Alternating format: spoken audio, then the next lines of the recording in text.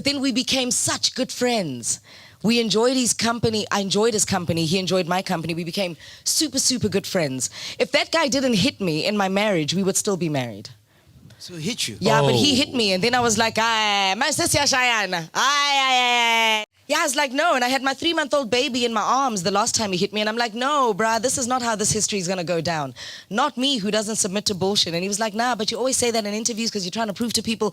And I'm like, actually, I don't say those things in interviews because I'm trying to prove to people that I'm a unique type of woman. Really, I don't submit to bullshit. And hitting me is bullshit, so I'm not going to submit. So we're divorced. 3-month-old baby. Well done. Yeah, and I'm not even lying about it. And then here's what narcissistic, abusive men do. They try and threaten you to silence you.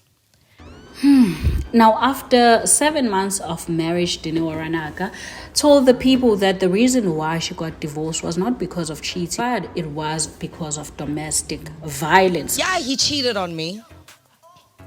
If I was still in that marriage, I'd be planning to cheat on him too. He knows this. We've discussed it. She said in a podcast and chill with Meg G, that she was ready to cheat back, but after the domestic violence, that's when she called it quits, because for her, she cannot stand a man that is physically abusive towards her. But it seems like there is a second side of the story. James, the estranged husband, has spoken out or filed a case against Dineo Ranaka, suing her 500,000 rands for defamation. It's a defamation case.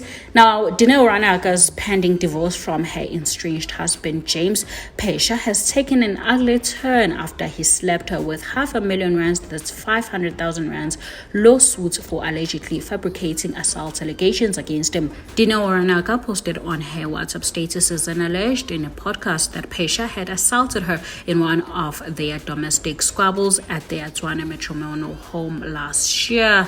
Now, the TV icon said the incident happened 7 months after they tied the knot, and she immediately dumped him as she couldn't stand to be with a perpetrator of gender-based violence. Pesha, a businessman, called Dineo Ranaka a liar and opened a case against her. In papers filed in Johannesburg courts last week, Pesha said on or about October last year, Ranaka posted several WhatsApp statuses on her mobile phone in which she claimed she would rather file for divorce than be bumped off by him.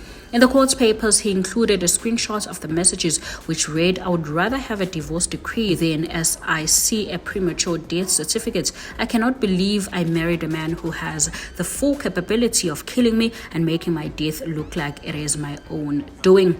Pesha said he and Ranaka's fans, friends, and family who were on her contacts list when she posted the messages understood the statements to mean that he was an abuser.